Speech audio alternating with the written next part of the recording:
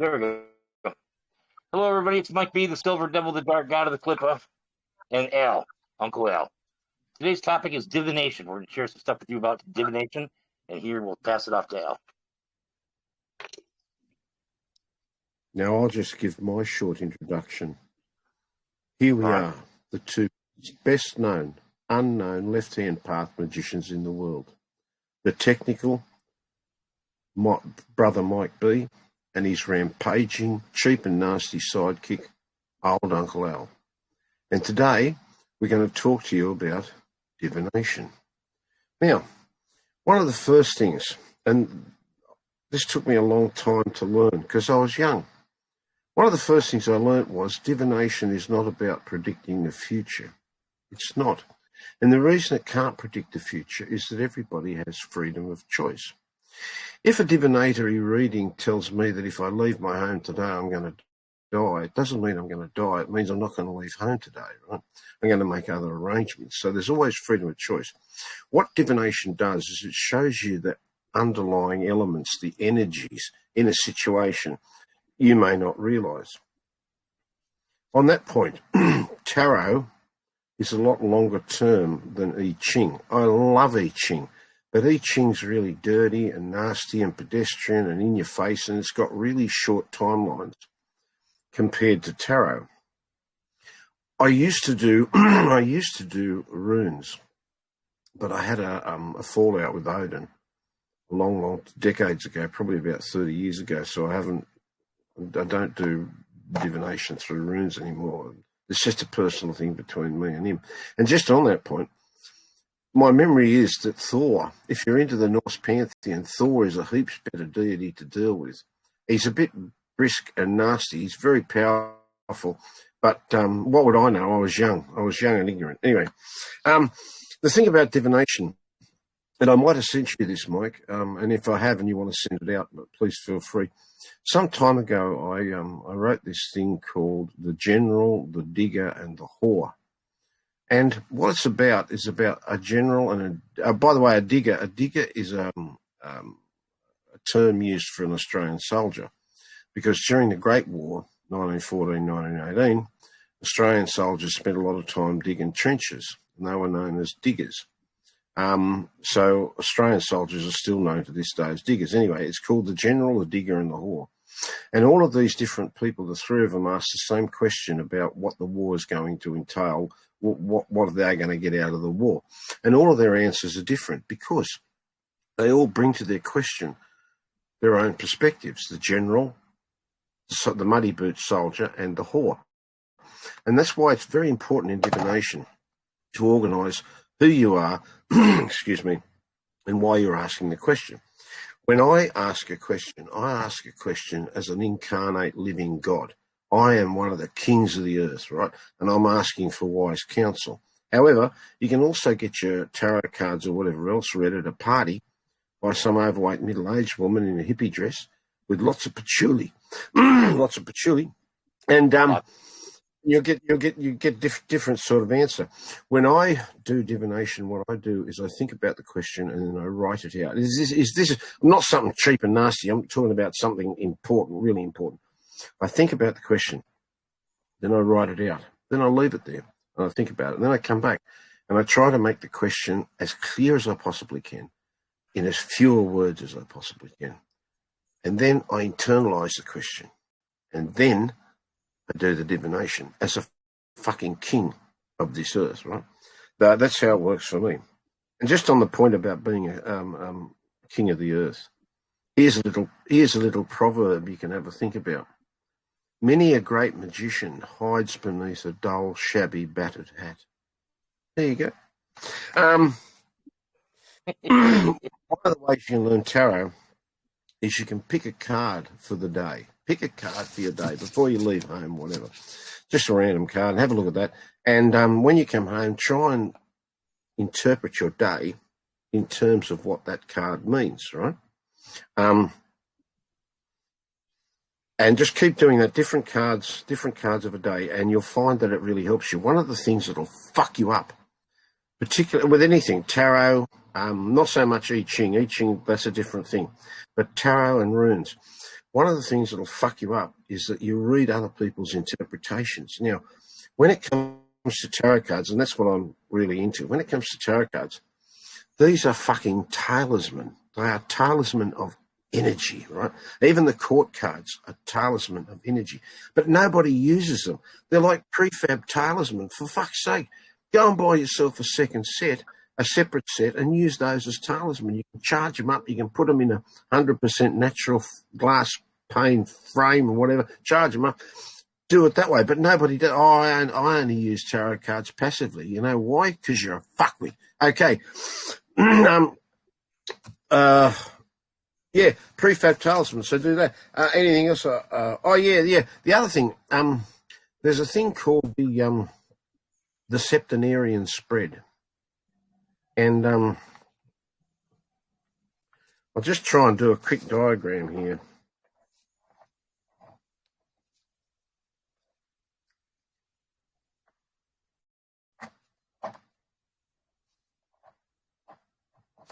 There. This is a septenarian spread.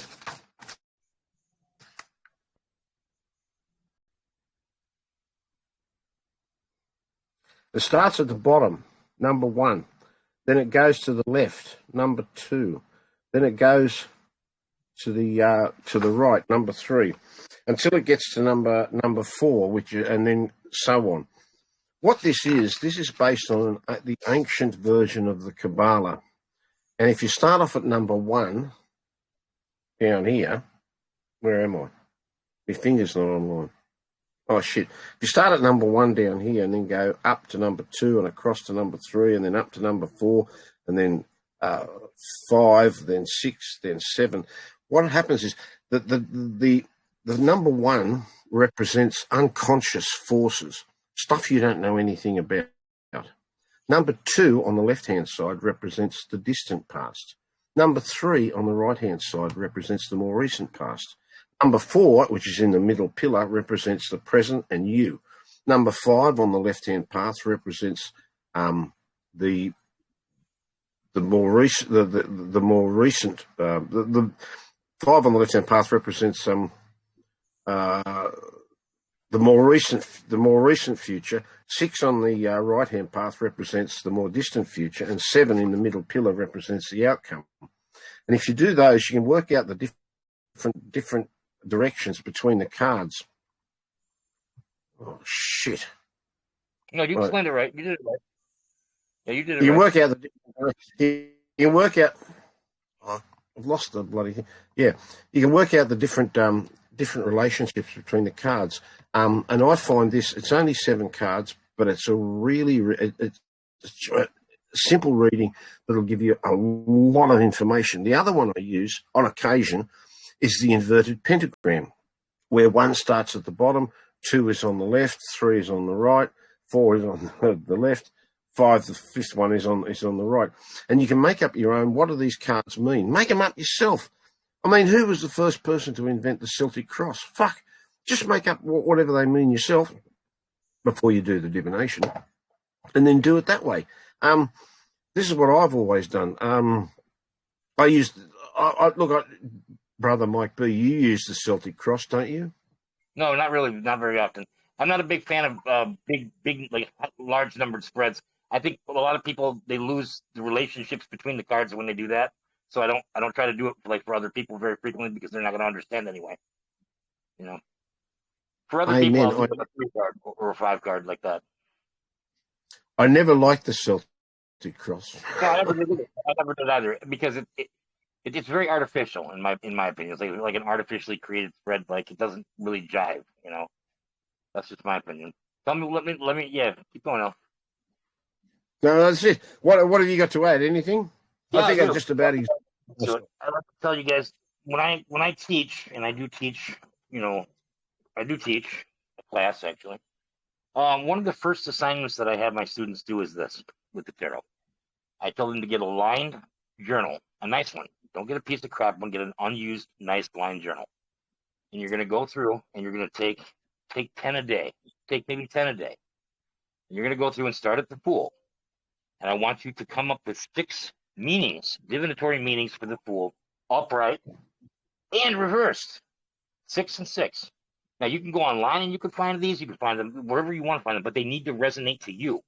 They need to make you need to feel like, yeah, that's what that means. And it will change with time, and that's okay because you can update your book. That's cool. But what you're going to do is go through and do that for all 72 cards. It's going to take you about 2 weeks. That's fine. And then when they're done, they have the tarot according to them.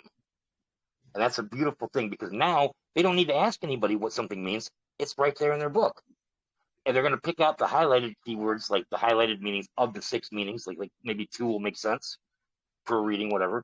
And so they'll take those 2 and they'll put it together within context of the question. And it's beautiful. It's a wonderful system. And it works brilliantly. And it also does something else. Most of the people that come to me for instruction cannot do 30 minutes of work uninterrupted without, having a problem with getting weight somehow. This task shows willpower and discipline, and willpower is one of the most important qualities for a magician to have. Imagination, willpower, and concentration. Those are the basics of magic, no matter what kind it is. So I like that. Now with tarot, another thing I like with tarot, the relationships between the cards. Your spreads touched on that. Oh, that's very important. People don't realize like fire and cups don't get along real well. Like if you've got a fiery card surrounded by 2 cups, it's going to weaken that card significantly. That's what the little book refers to as dignities. If it is ill dignified or not, that's what that means. Just in case anybody wanted to know. So that's definitely something that affects things. What I brought today a new tool I'm playing with, and that's dowsing rods. This is how they work, or not Yep. work in my books, Yep. But this is it's an interesting form of divination. With divination theory, this is what I think of divination theory.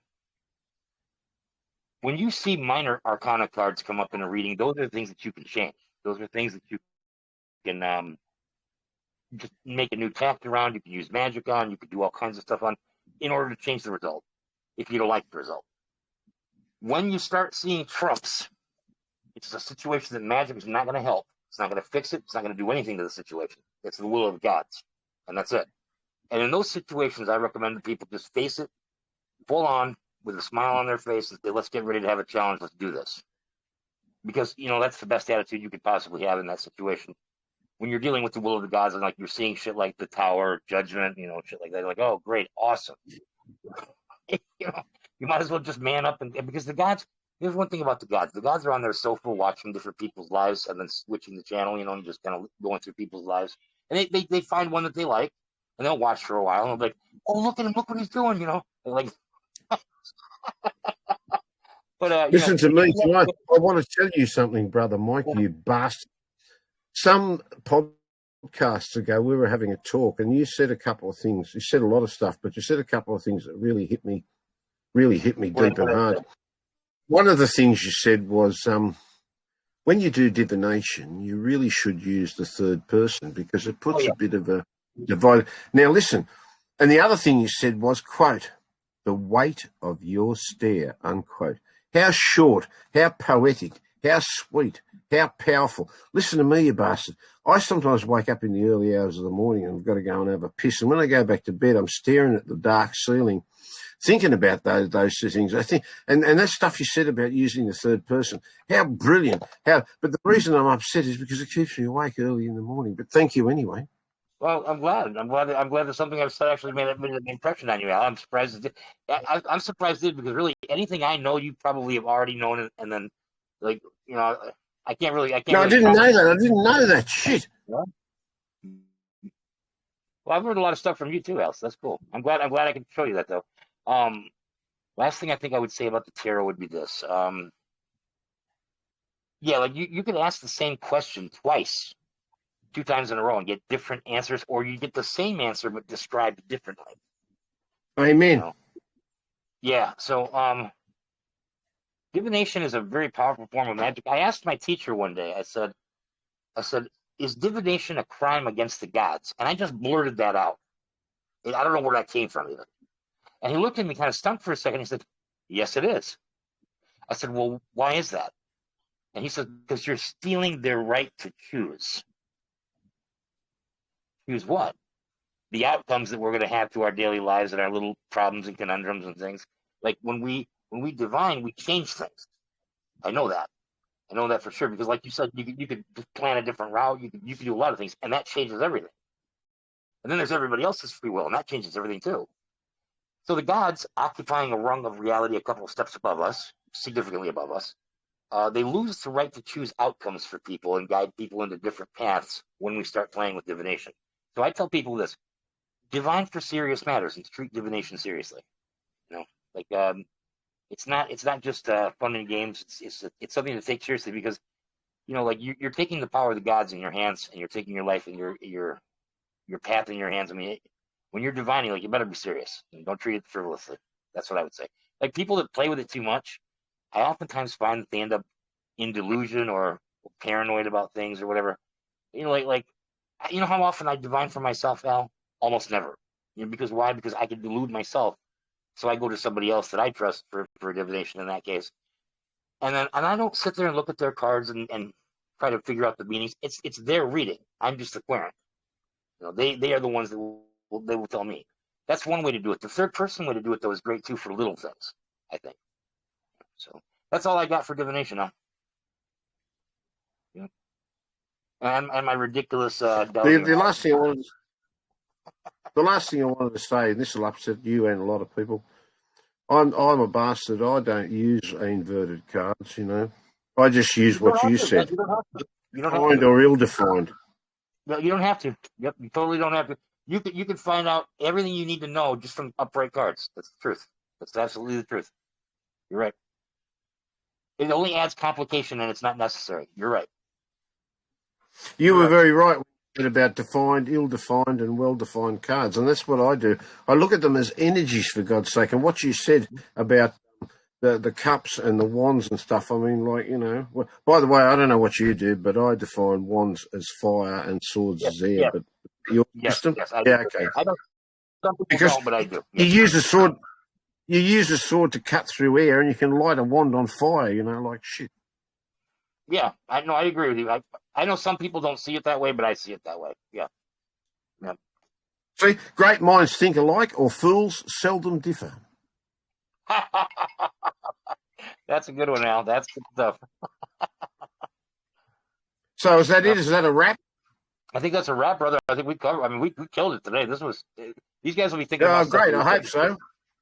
Yeah. On vodka. Okay. All right, brother. Hail Satan. Hail Satan.